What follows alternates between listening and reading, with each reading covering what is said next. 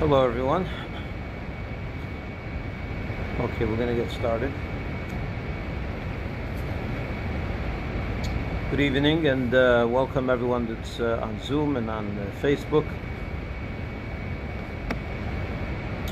Today's Parsha, this is a class that is based on the weekly portion, and the title is Are we capable of being objective? So I'm going to base this class on a incident that happens in this week's Torah portion. The week's portion is Pinchas. Pinchas is at the end of, towards the end of the book of Numbers, and a brief synopsis. It talks about the individual Pinchas, who was the grandson of Aaron, who took some he took some action at the end of last week's portion in the story there, where he witnessed a Jew committing a very immoral act in public, which was a act that one is liable to the death penalty if one does so, and he took matters into his own hands. And he slew that person, and that brought an end to a terrible plague.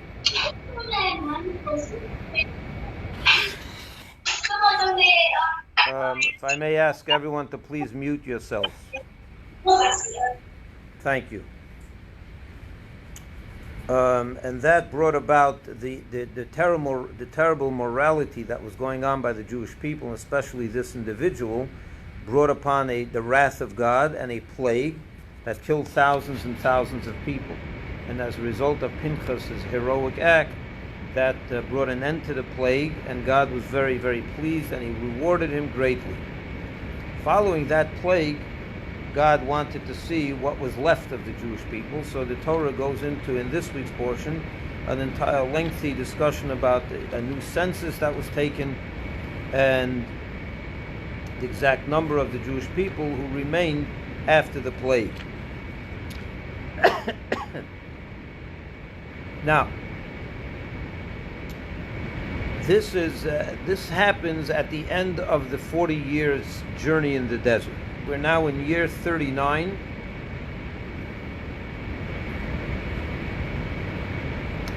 And towards the beginning of the 40th year already.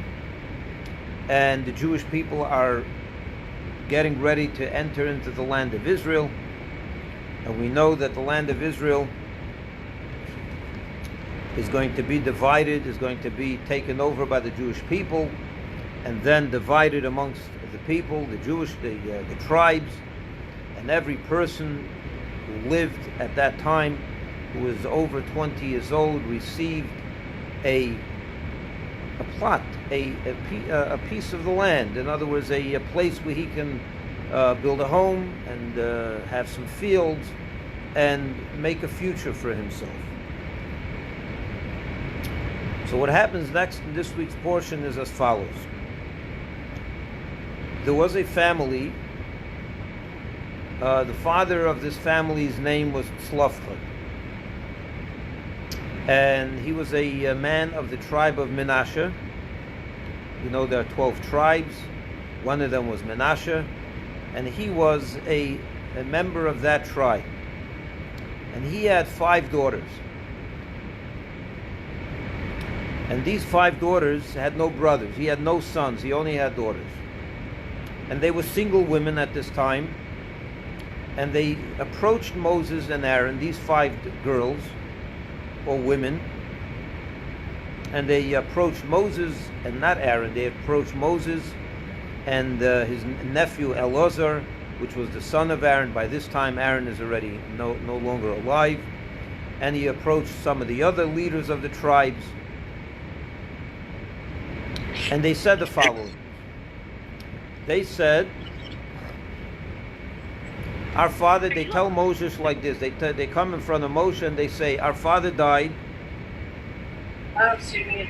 in the desert. If you can mute yourself, Mark, mute yourself, please. Oh, sorry. That's okay. Sorry, Rabbi. And they say like this: our father died in the desert, and he was not a member. He wasn't one of those men that joined the mutiny of Korach.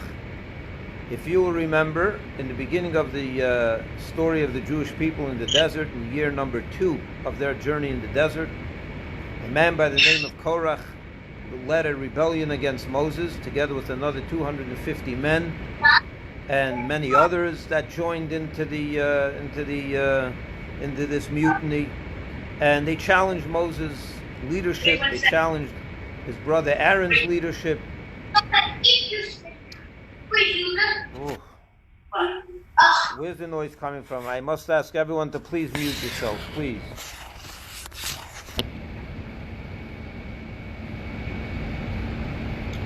And these 5 women tell Moshe that their father died in the desert not because he was not part of that rebellion. He was not part of that mutiny. He died because of his own sins.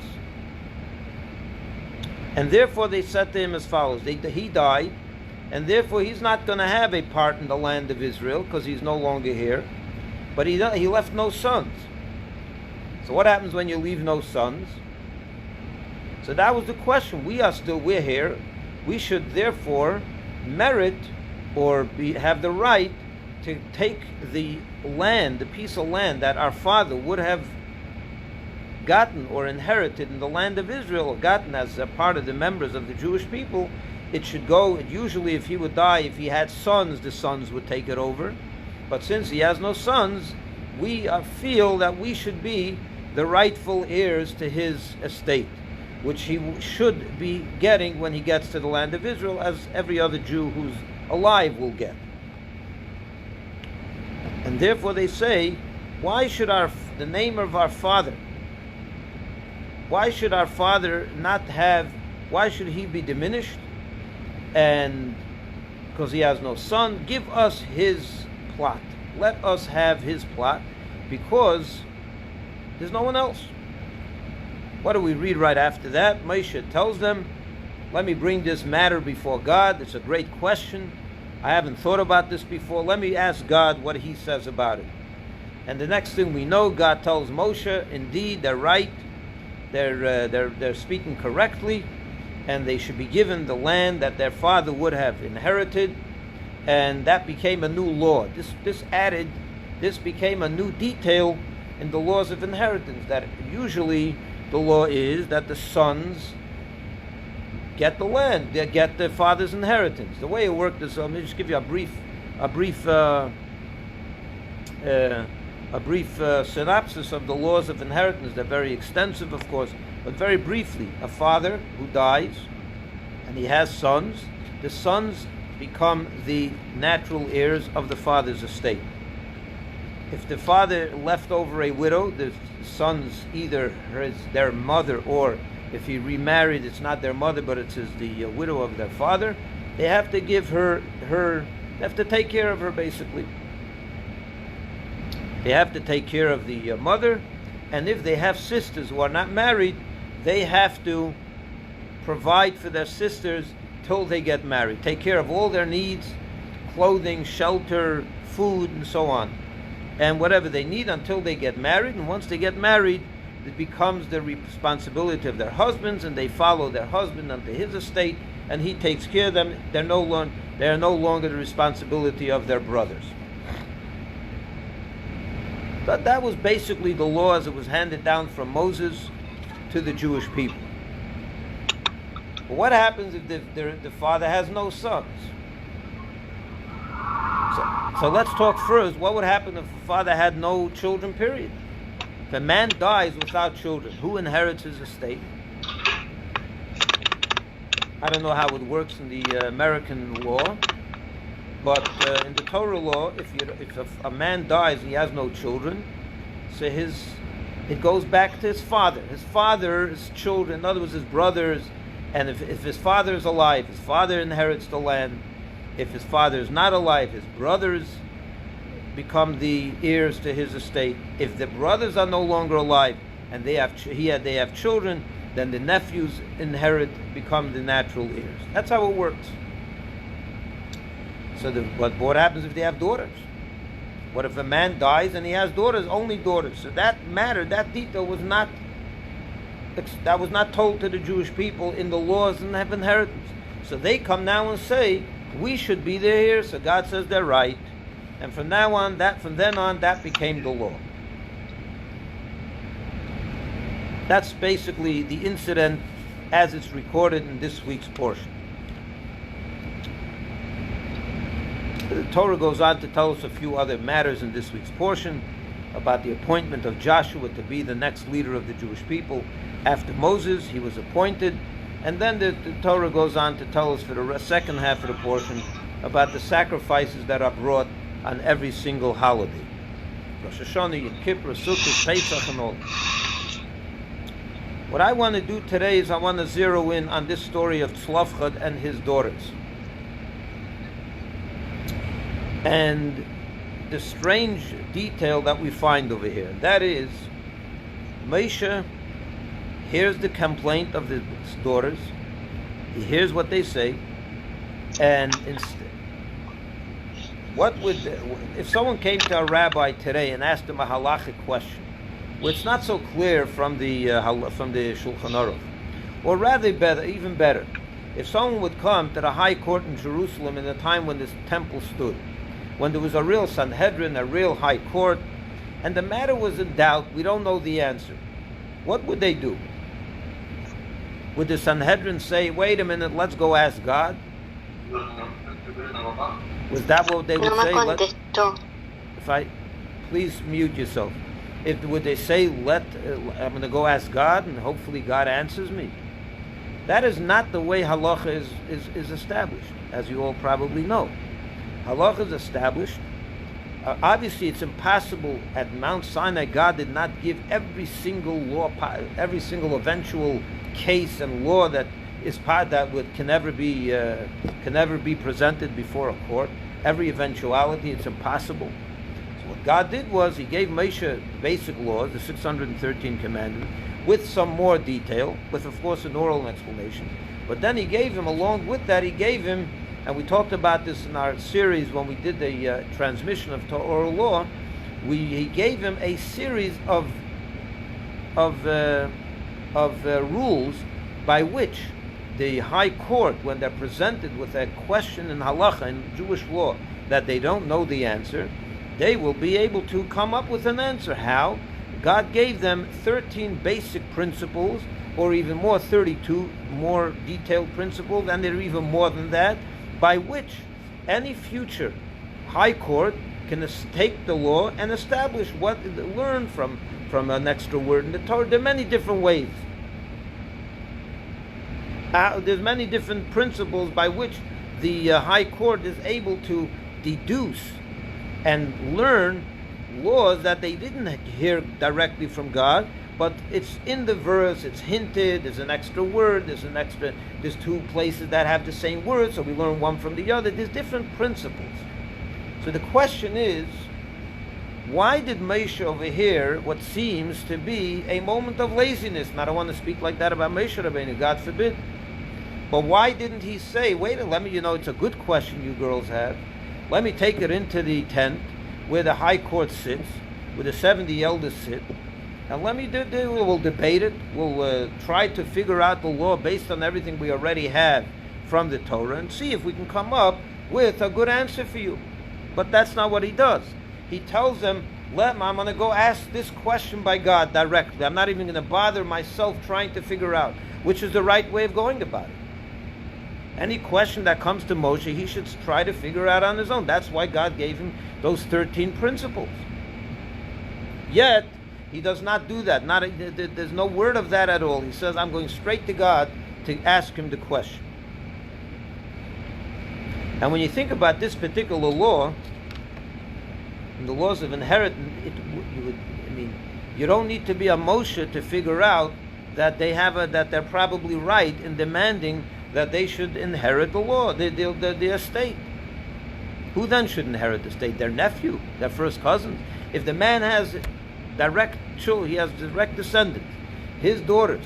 So even though it's true that daughters usually do not inherit the father's estate, because they will later be married and inherit their husband's estate, and that the brothers are obligated to take care of their sisters until that time. But when there's no brothers, it's not rocket science to try to figure out that the daughters of Tzlofchad had a point over here, that they should go to Israel and take that part of the Israel that belonged to their father, that their father would have had he been alive. So why was Moshe not able to figure this out on his own? He had to run to God to figure this out.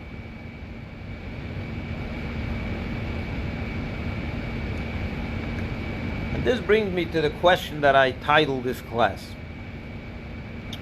Is any person capable of being objective? It means as follows. Are we objective? Do we have internal biases towards most things in life? We probably do. Whether it's our nature or it's our nurture, it's the things the environment we grew up in, the books we read, the shows we watch. We're inundated, we're influenced by our experiences in the years that we lived life here on earth. It's hardly, when you think about it, it is almost impossible to find an issue where a person is truly objective.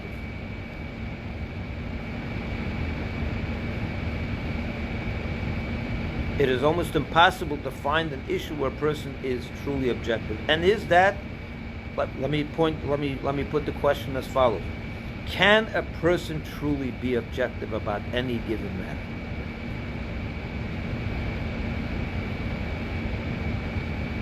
It's an important question. I want to teach you an interesting law.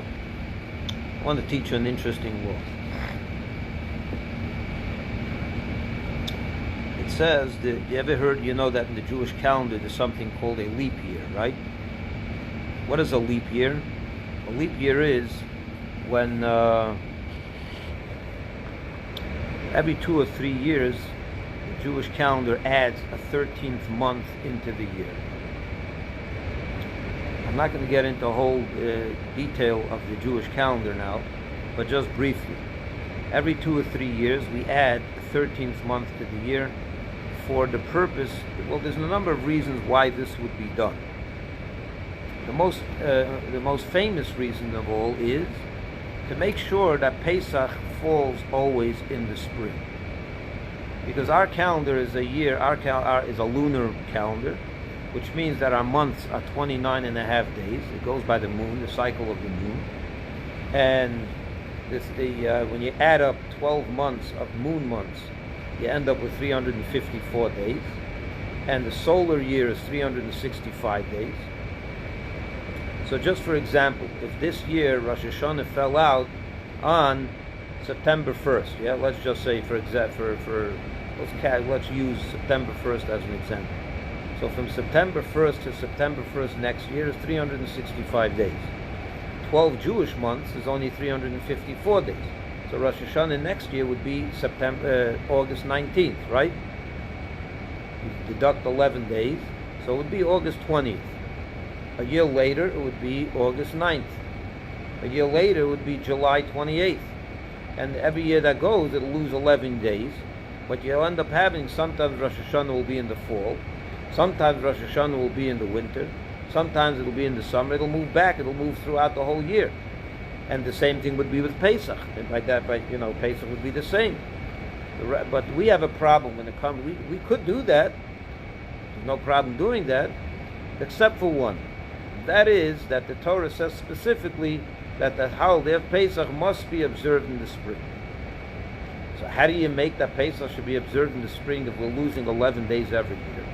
So every 2 or 3 years we add a whole month into the year, right before Pesach. The month before Pesach we add 30 days, which pushes Pesach further. So if Pesach started encroaching into the winter months, too far into March, then we add another month, and we call it the second Adar, and Nisan, Pesach month, falls exact 30 days later, so it's pushed forward into the spring. So we make sure that we always have a spring month. Good. But there are other reasons why the rabbis in the Sanhedrin, and by the way, this is left up to the human courts. This is left up to the high court in Jerusalem, when to add an extra month, when not to, when there's when we have a leap year, and when we don't. And the high court would take different things into consideration, not only the fact that Pesach has to be in the spring. Let me give you an example of another reason why Pesach would be why they would add another month, even if Pesach was well into the spring and there was no need to put a new month because of that reason. But sometimes, let's say it was a very rainy winter,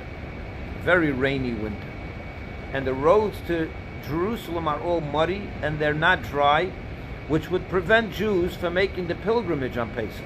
Yeah? So if you didn't add a month, and Pesach came quickly, right after, so then the roads would still be muddy and wet, and Jews would not be able to fulfill the mitzvah of making the pilgrimage to the Holy Temple. So what they would do, that would be another reason why they would add another month and push Pesach forward. Now this is no small matter. Push Pesach forward for a month is not a simple thing. You have to it's a great responsibility. That's the 8 days that Jews have to celebrate by eating matzah and not eating chametz, and it has to come in the right time, and we can't just play around. But the rabbis are given in the Torah that ability to move it around if need. So what would happen every year? During the month of Adar, they would sit there and analyze the situation. There were other reasons why they would have to sometimes move Pesach a month later and add another month. And the rabbis would get together to make this determination. And it took a long time. They would deliberate back and forth. There were pros, there were cons, they would argue, and then they would take a vote, and the vote would be by the majority, and the matter would be settled. But there's an interesting law that the high priest is not allowed to be on the high court when in the group of sages that are deciding the matter of the leap year. The high priest is not allowed to be there. Not allowed to be one of those that make this decision. Why is that? You'd be surprised. Let me share this with you. Okay. So for that, to understand that, you have to know a little bit about the service of the high court, the high priest on Yom Kippur. On Yom Kippur, the high priest would have to go to a mikveh 5 times. During that day alone, he would have to dunk in a mikveh, immerse in a mikveh 5 times. In addition, the high priest would serve in the Holy Temple barefoot. He did not have his socks or shoes on when he served in the temple. He would be barefoot. So now the rabbis, the Torah tells us, the Talmud tells us that a high priest is not allowed to be one of the judges that are judging the matter of whether or not to prolong and make another month in the year, which would mean that Yom Kippur would be pushed a month forward. Why not? Because we suspect that the high priest has a bias over here. What's his bias? He has to go into a mikveh 5 times that day. Now those days, they didn't have mikvahs like we have in Chabad house today. We have a filter, and you have a water heater in the mikveh, and the water is nice and warm, and it's comfortable, and it's like a spa. He doesn't have that. He went into well water, basically. You ever went into well water in the month of September or October? It could be pretty cold. The water could get pretty cold if you're going into well water in the month of October. But how about if you went into the well water in the month of September? Would it be as cold as in the month of October? No, it wouldn't. It would be a little warmer. So we're afraid that the Kohen Gadol will vote automatically to put in an extra month, to not put in an extra month into the year. to make the Pesach come quicker, and therefore Yom Kippur quicker, which means Yom Kippur is in the season of September rather than in October. He'd much rather that, right? We're worried that Kohen Gadol will be biased in his vote on how he votes, whether to put in an extra month or not. And the same thing with the barefoot. We're afraid that the tiles of the Beis Hamikdash are cold. In the month of October, the floor is colder than in the month of the September. I see you all smiling, but that's the truth. That's what the Talmud says. That we don't allow the Kohen Gadol to get involved in this vote because he has a bias. He may want to make sure that Pesach and Yom Kippur come quicker, so that he can walk on a floor that's a little warmer, and he can immerse in the mikveh that's a little warmer. Could you imagine this? The Kohen Gadol was suspecting the high priest. You know who the high priest was? The high priest was the one man that went into the holy temple once a year. He was chosen. He brought atonement on the holiest day of the year for the whole nation of Israel. And look what we're worried about, that he will worry that, man, you know, every average person, even you and me, when it comes to Yom Kippur, we go to shul, and there's a certain feeling you have, there's a certain holiness that envelops you. There's a certain, you know, you're not the same as you are a week before Yom Kippur. Yom Kippur is a different day.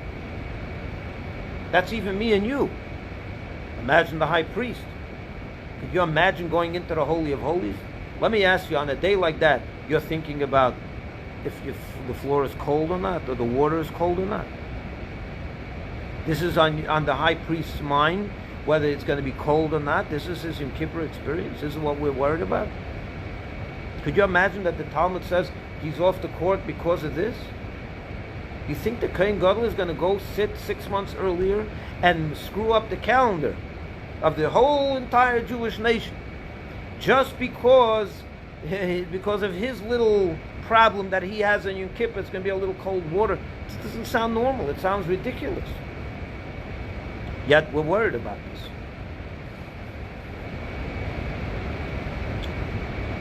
You know why that is? We're worried about it not because the high priest is involved in small things. Sometimes it's in the subconscious. Sometimes a person's bias. I think what the Torah is telling over here with this is, the story with the high priest, is that no matter who you are, we have natural biases that sometimes we don't even realize are influencing our decisions 6 months before. That's how deep our prejudices go. I don't say prejudice, that may be a wrong word, but our biases go.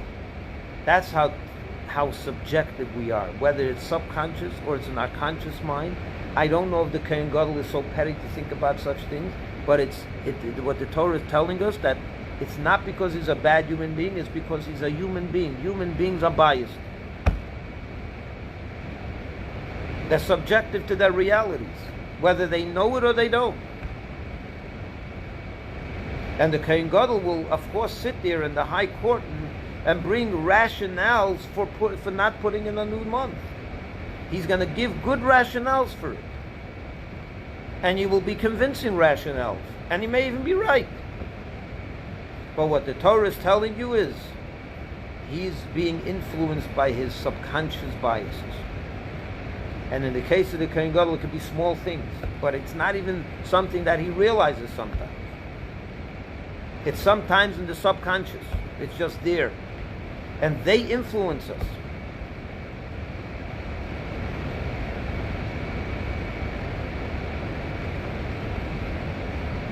That's how it works by human beings. Human beings have ingrained, sometimes it's in the subconscious, sometimes they don't even realize it. They have they're hardly able to be objective because of realities that have taken place in their lives. The environment that we live in, the books we read, the teachers we hear from, or what you name it. You think about it when you talk to people today on matters that count. The matters that are important to people. You can find an objective person today on real matters that are important in our life. You cannot find it. Leave alone politics, forget about that. I'm talking about general life. It's almost impossible to find objectivity. And the good news is that it's not even our fault. There's nothing to worry about. This is the condition of the human being. And the Torah is making this very clear in this interesting law regarding the Kohen Gadol. He's the holiest person of his time, going into the holiest place of in the world, on the holiest day of the year. And the Torah tells us that his decision 6 months earlier, when they were debating whether to add another month into the year or not, was influenced by small things that will happen on Yom Kippur. Even though he's so beyond that, I'm sure he wasn't thinking about the cold water on Yom Kippur. On Yom Kippur Day, he was not thinking about, is the water cold or is it not cold? Is the floor cold, too cold for my feet or not?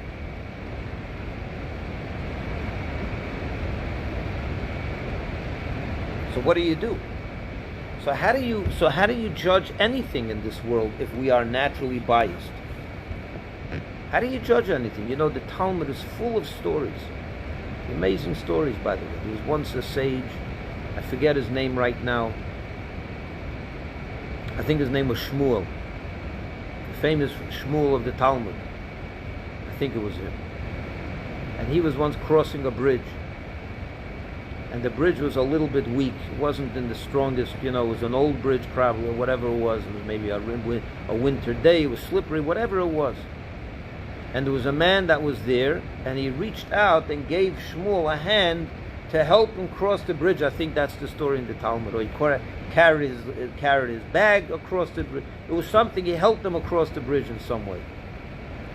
And Shmuel asked him, "What are you doing here? Why were you here now? What are you doing here in this town?" So he says, interestingly enough, I came here to sit in a court case, in a rabbinical case, in your court. He actually came to be heard on a matter of law, the way he was having a court case or a rabbinical issue. He had to go in front of rabbis. He had a dispute with one of his colleagues, with another person. He was going to come before Shmuel's court to judge him. Shmuel tells him, "I'm sorry, but I cannot judge you. I can no longer judge you." "Why can't you judge me?" He says, "Because you gave me a hand across the bridge. I have a bias towards you." And there are many, many, many such stories in the Talmud. I'm not going to go through all of them. With the Talmud, for things that were totally insignificant, we would never consider those things today. That's our bias today.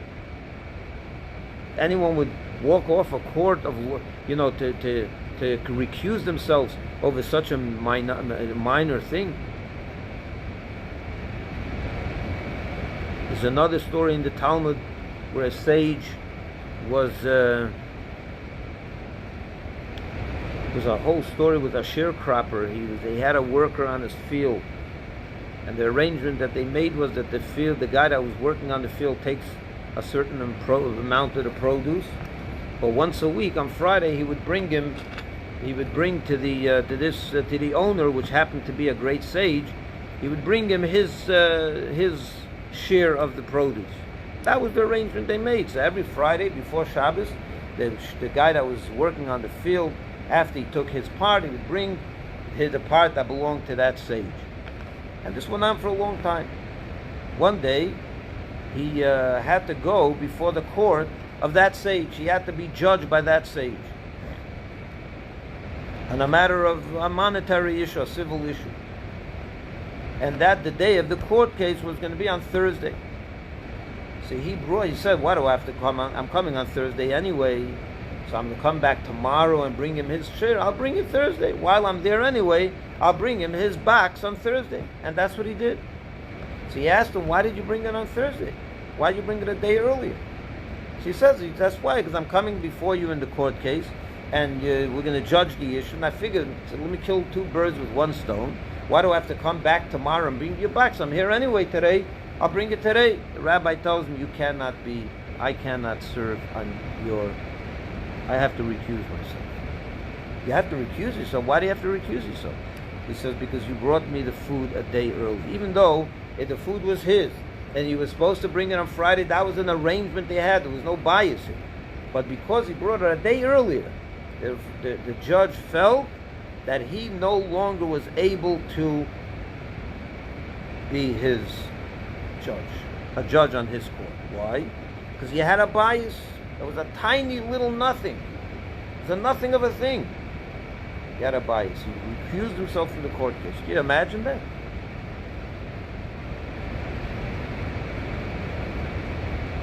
You know, when someone tells you I'm completely objective on any matter, you probably should stay away from that person as far as that issue goes.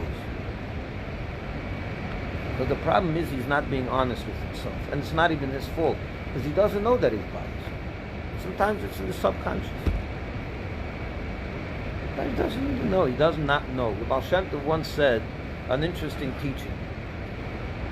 The verse in Deuteronomy says that God foretells the future of the Jewish people, and he tells them, I am going to, V'anoichi in Hebrew, it says, V'anoichi haster aster panei b'yom hahu. I am going to hide my face from you. I'm going to be concealed from you. But it's interesting that the verse says a double expression of concealment. Haster aster. A double concealment. So the Baal Shem Tov says an interesting thing.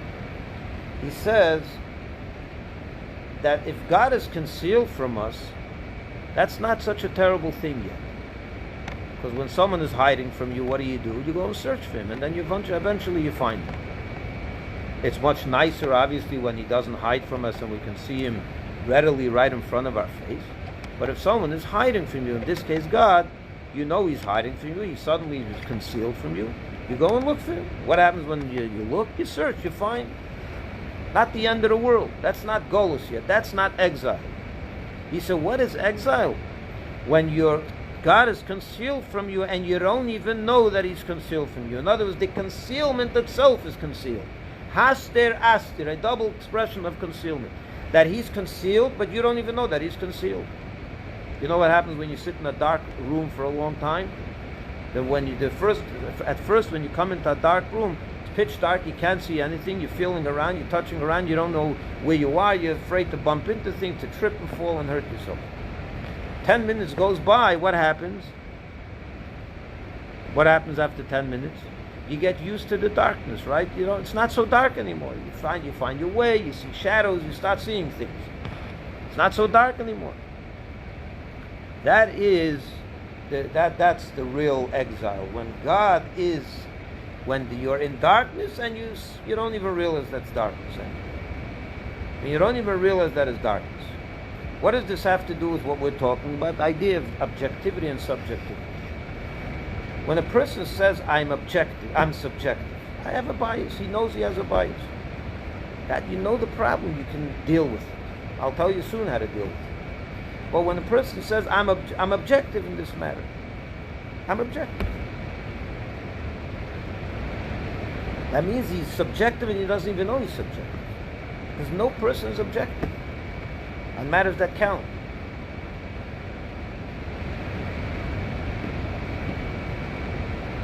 You may be objective on who should be the president of Madagascar. You don't care. Madagascar, you don't know who the president is currently, so you don't care who's the president tomorrow. But matters that are not so removed from you, matters that are in your life, you're not objective at all. And it's important to know that. Why are we not objective? You say, that's a terrible thing. Why am I not objective? There's nothing terrible about it. It's just life. It's just being human. Human beings have biases because they are human. There's nothing they can do about it. That is life. The noble thing the noble way to go about it is to recognize your subjectivity. And then try as best as you can to isolate it. when you have to do something. So when it comes to judgment, when you're a judge and you have even the smallest bias, you have the smallest subjectivity, you walk away, you have to recuse yourself. But in life in general, when you are subjective and you know your subjectivity, you can deal with it. You isolate it. You say, I'm not going to allow it to clutter my approach to this thing. You can work hard on that. It's not easy. It's not easy to allow your subjectivity to not clutter you.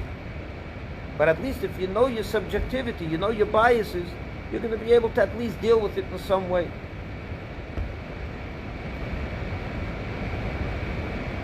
And that's what the Torah is telling us over here. These halachas, these laws that I just mentioned to you, when does a person, what is the greatness of these sages that I just mentioned? The high priest, the greatness of the high priest. His greatness lies in the fact that he recognizes that he could be petty. That the cold water in October or September is going to clutter his judgment in March, 6 months earlier when that decision has to be made.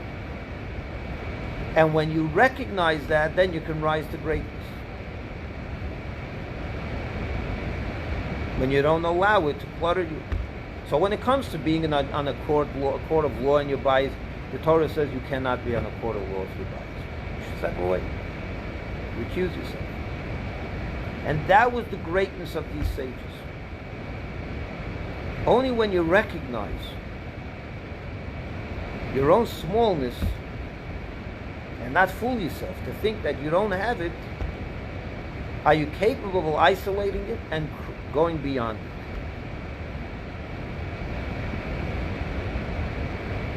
So obviously, did the Kohen Gadol care at the end of the day if they made Yom Kippur a month before, a month later? You really think that bothered him when he was in the high holy days, when he was on Yom Kippur in the what do you call it, the holy of holies, and he was dipping in the mikveh? You think he would thought about the water? He was thinking about God. He was thinking about atonement. He was thinking about the Jewish people. He was thinking about being a representative of the Jewish people. He was being great. He was being larger than life at that moment. But the only way he was able to be larger than life is because he knew where there's a possible ability for an infiltration of smallness. And that, my friends, is the truth. Once you know your sillinesses, smallness, and not always is it small, sometimes it's subjective on very important things that really bother you, but sometimes, and a lot of times, it's real small things, but we are very, very subjective. Almost all the time, if not all the time. But when you know it, you can isolate it. You can work on it. You can say, I'm not going to let this influence me. Let's say you're biased towards another person. Another person, yeah, you see a person doing something that shouldn't have been done. You don't like what he did. You don't like that person for his actions, for his thoughts, for his policies, for whatever it may be. When you know that, let's say a person that was not nice to you, wasn't nice to your father, wasn't nice to your brother, whatever it is, any small thing. To fool yourself and say, I'm not biased towards that person, is silly.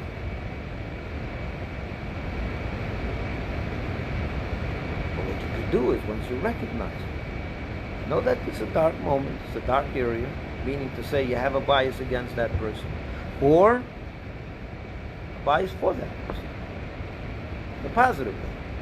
You have to be objective. So once you know that, you can then say, wait a minute, I'm not going to allow my behavior towards that person be dictated by this bias. Once you know it, you can deal with it. You can rise above it. Only when you know it. When could you be great? When you know you're small. It's the truth. So don't try to say you're objective. That's not how you deal with realities of life. You say, probably subjective towards this, but I'm going to make sure that I rise above it as best as I can. So in the court of law, you can't do it. The Torah doesn't let you do that because the Torah needs absolute objectivity in the court of law.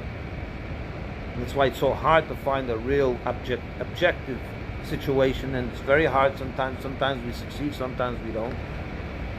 But the greatness of these sages was that they recognized how they can become influenced by small, tiny things. And they didn't discount it. And when you don't discount the small things, then you can rise to big things. Now let's go back to the story of Tzlofchad and his daughters. Okay? I want to read the story to you again, and now let's try to see what happened over there. What did the daughters of Tzlofchad tell Moshe when they first met him, when they first come to him? Listen to the words, okay? They stood before Moshe and before Elazar the priest, and before the princes, leaders of the tribe, and before all the people by the tent of meeting, meaning by the tabernacle. And they say as follows: our father died in the desert, and he was not among the people who ganged up against Moses in the incident of Korach. He died because of his own sin. It's that line that Moshe that raised turned on a red light in Moshe's head. They basically come and tell Moshe, my father liked you. He didn't gang up against you. He wasn't part of the mutiny against Moses and Aaron. He was your confidant. He believed in you. Now please give us his estate. Moshe hears these words and he says, wait a minute. Now I want you to understand how nuanced this is. You know when this story with Korach happened? 39 years before this incident, when they're standing before Moshe and asking for their father's estate. 39 years before. Can you imagine? In today's calendar, that would be 1981. Can you imagine someone that led a rebellion against you in 1981, and 39 years in 2020, someone comes and tells you, by the way, I have a question to ask you. And my father wasn't part of that rebellion. That rebellion is long forgotten. No one's even talking about that rebellion anymore. By the way, ever after the story of Korach and his band, who got swept, they were swept up. They were swallowed by the ground. The ground opens up miraculously and swallows them in, and they perished forever. Never in the Torah do you find again that someone led a rebellion against Moshe. Never. So this rebellion is far away from the minds and the hearts of anyone. No one's thinking about it anymore. Now these 5 women come before Moshe and they throw out a statement, by the way, our father died and he wasn't your enemy back then. You know how Moshe felt at the moment? Right there and then he felt, I can no longer pass judgment on their question. They bribed me. It was a verbal bribe. A bribe is not always an envelope under the table. A bribe can be helping me go over the bridge. It could be telling me that 39 years ago, my father was not against you. That's also a verbal bribe. Moshe hears this. He says, it's a wonderful question. I have no way to deal with this other than going straight to God. I can no longer judge this matter. You bribed me. I'm no longer objective here. Could you imagine Moshe Rabbeinu, Moshe himself, the man that talked to God, he brought the Torah to the Jewish people, a man that was in heaven more than on earth, even though his body was here on earth. He was a heavenly person. The sages tell us that Moshe, from his torso and up, was godly. From his torso and down, from his waist and down, was human. That's what he was. I mean, obviously he had to eat and drink, but he was a man that was on a totally different type of human being. And even he, 39 years after an event that no one's even talking about him and no one remembers anymore, they threw in one line, my father wasn't against you. Which means he liked you. Their father died already 39 years ago. That's what Rashi tells us, that the sin that he did that caused his death was something that happened 4 decades earlier. Yet Moshe felt even that great that great person, the greatest of all men that ever lived, they gave him one little slight verbal bribe. They said, I can no longer deal with this. I can think I could. I can give all the rationales to come up with a reason why they should be able to be their heirs for their father's estate. And it would probably be correct. But he said, what's guiding my rationale, my thinking, is a bribe, is a bias. And I can't do it. I'm not going to do it. And that's why we find over here that he suddenly, without thinking even about it, he said, I have no right to think about this. I have no right to judge this matter after they bribed me with that verbal statement. What's the takeaway of all of this? This, by the way, is the greatness of Moshe, the greatness of these sages, the greatness of the high priest, when they recognize that even they are subject to the slightest of, I don't want to say the word dishonest because Moshe would never be dishonest, but sometimes it comes, you don't think you're being dishonest. You mean well, you're saying the truth. You're really, really trying your hardest to come up with a right, proper, halachic ruling. But you are automatically, that's the point of it, we are automatically being influenced by that little statement that they threw in, by the cold water of the mikveh, or whatever it may be. How much more so people like ourselves.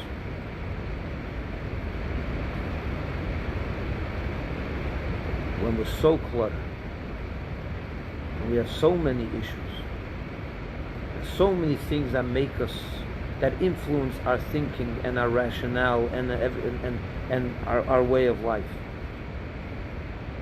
How much more so do we have to be careful before we pass judgment on other people? And we do it all the time. Think about it. It's almost impossible not to. That's what the Torah is really telling us. Unless you're judging an alien, you're going to be biased. And it would be foolish for us to think that we're not. The only way we can get beyond it is if we recognize it. And then you deal with it.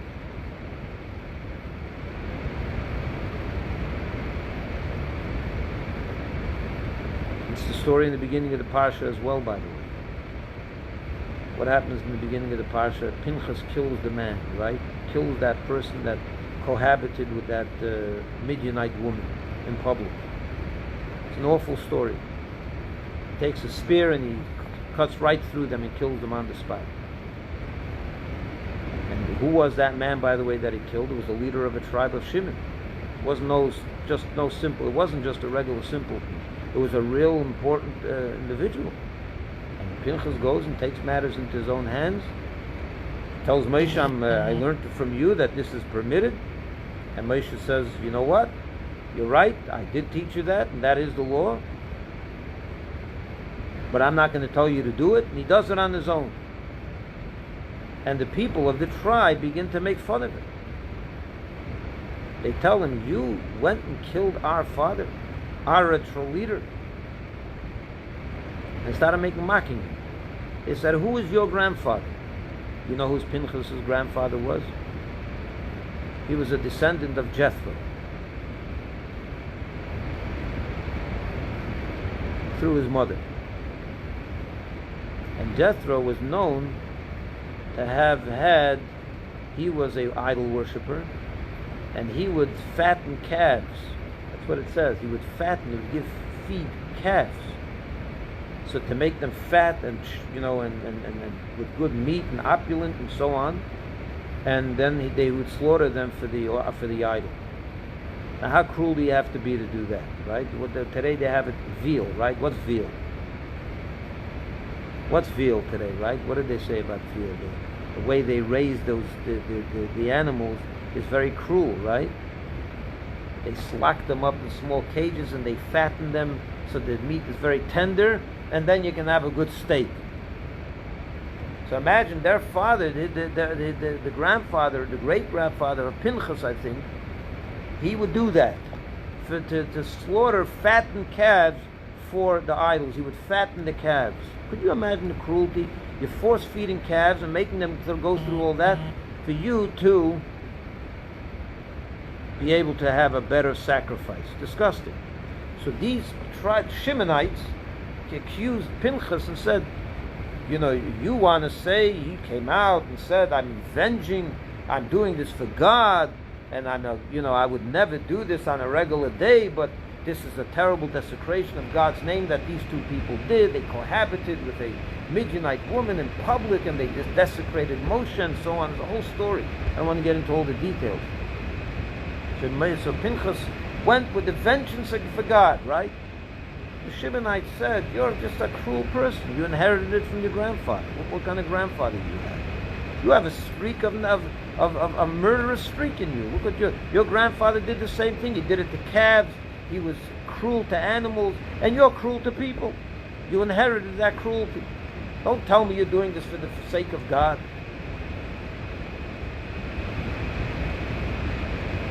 And you can imagine that the people said, they're probably right. They were basically saying that Pinchas was not objective over here. He had a bias against this person, not because the person did a sin. He had an internal, negative streak with him. And he was a murderous person, so he goes and murders him. He's blaming it on the sin that person did. But he likes to murder. That's what the Shimonites said. Until God comes and tells us in the beginning of this portion, no. Pinchas in this case was absolutely objective. And had it not been for the fact that person was really guilty of this punishment, he would never have done it. Pinchas was a kind-hearted person, the Torah tells us. But that's what goes on. That's what the Torah tells us this story, because on a regular day they would be right. People are biased. People are not. They inherit certain qualities from their grandfathers, their mothers, their fathers, their great. It comes through nature or nurture. You can't tell me that you're objective. You're not. And so it's important to remember that. So the next time you talk about a person, or you talk about whoever it may be, an idea, examine yourself deep inside. You see, are you really telling me this honestly, that you don't really think that you have the right to pass judgment on this situation? You know when you have the right to pass judgment, if you ever have the right? When you recognize your bias. Because once you recognize it, you're able to put it aside and say, I'm not going to let that influence me right now, as best as I can. But if you're not even recognizing it, then rest assured that you're going to be influenced by it. Because you are biased. So it doesn't mean we're never allowed to say anything about anything? No. We're asked to voice opinions sometimes. But recognize. Uncover. Get out of the darkness. Don't let darkness become light. Don't get used to darkness. Oh, I'm upset. You know what that means? You got used to darkness. You're not even recognized. You're not even ready to admit that you're in dark, that you have a bias, a problem. That's just the human condition. It's the way God created us. We can't help that. The only thing we can do is isolate it, identify it, isolate it, and not let it influence our behavior. And that we could do. That we're capable of doing. And we have to be honest with ourselves. And when can you reach greatness in your behavior, in your life, is when you recognize your smallness, that you have petty biases. Because even the high priest, not knowing, subconsciously, his judgment on a matter of Jewish law was, we were afraid that it would be influenced by how cold the water was going to be for him on Yom Kippur, whether it was going to be in October or in September. No joke. If that's true for the high priest, it's true for every one of us, believe me. You may not know it. It's just subconscious. You don't even realize that you're being influenced by it. And this bias even happens subconsciously in the deepest way. I'll tell you an interesting story, and I don't remember the details of the story because I heard it a long time ago, but I'm reminded of it now. I think there was once a judge in a rabbinic court. I don't remind myself the detail, but something to the effect that someone put into his suit, jacket pocket, money by mistake. Put money in his pocket by mistake. He was supposed to put it in someone else's pocket, and he ended up putting it in this rabbi's pocket. And later, when the judge found out about it, and he was judging that person in the court case, in a rabbinical court case, and he realized the mistake, and he said that even though I didn't know that person, and the judge didn't even know the money was put in his pocket, he realized later. So he certainly couldn't be biased by a bribe. That wasn't a bribe, right? But the judge disqualified his ruling. He disqualified the whole thing when he found out that there was money from that person in his pocket while this thing was going on, even though he didn't know about it. The appearance was enough to say, maybe even on such a level of subconscious, my judgment was influenced. So that's already a different level. I'm not going there. I'm not talking about that. But imagine our own obvious biases, our own obvious subjectivity. Think about it. Are you ever so good? You think about your day in the last 12 hours since you woke up this morning. How many interactions you had? How many times you said something about someone? Matters that were important, perhaps. And because of their importance, analyze yourself, your own subjectivity or objectivity in those cases. You probably realize that you stepped out of line probably more than once and more than twice. And it's so hard, how could you not? The only way to really be able to speak and have opinions about anything is only when you recognize your bias. Then you can decide that it's not going to allow you to be influenced, and you're not going to allow that to clutter your thought process. And you can rise above it, as hard as it is. So that's the story of Moshe in this week's Parsha. Even a man like Moshe, he heard about a verbal nothing, a small statement that had no relevance, had no meaning today. It was far gone, it was on bygones. Even he said, I'm no longer able to judge. Honesty. That's what made these people so great. That they were ready to recognize their honesty. To recognize their possible flaws, which made them so honest. That's what's so great about these people. And with that, I want to leave you all and encourage you all to not allow this inherent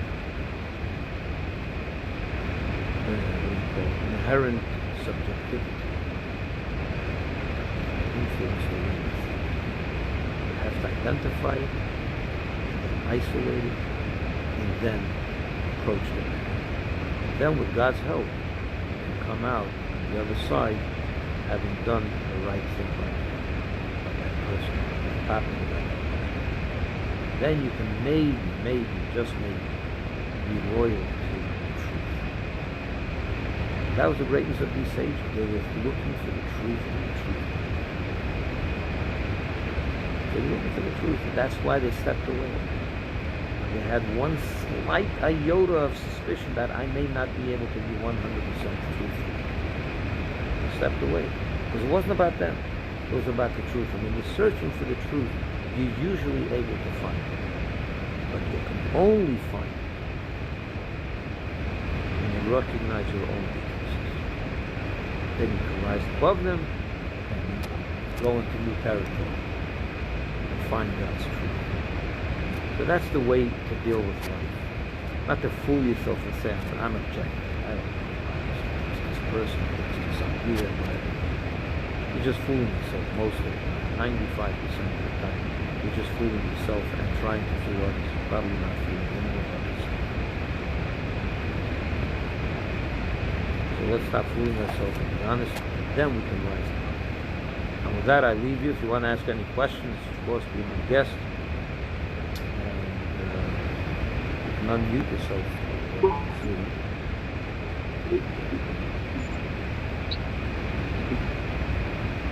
Go ahead. Who's first?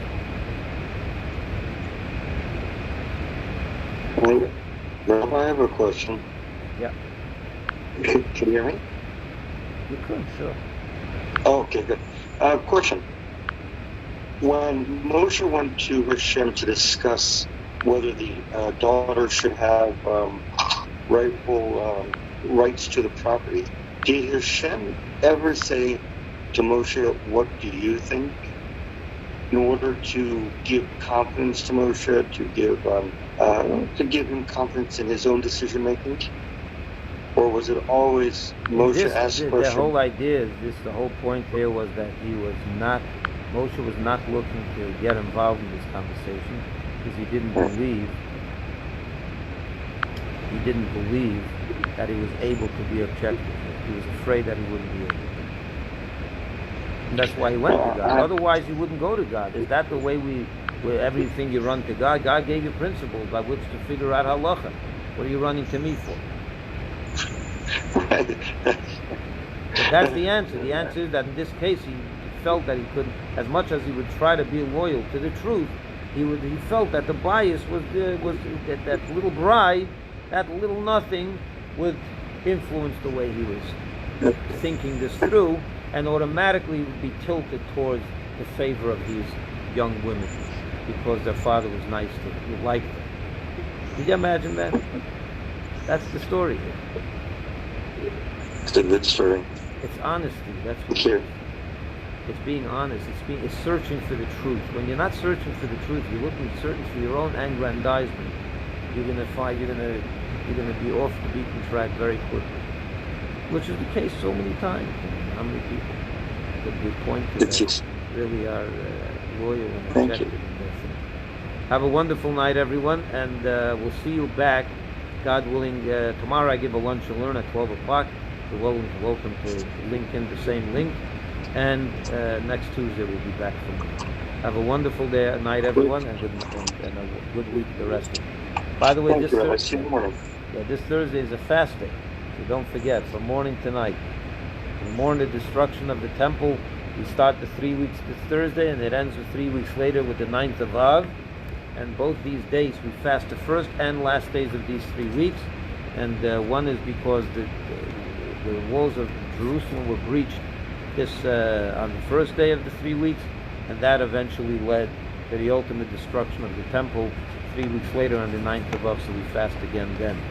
And we'll talk about these dates and this period in the coming classes.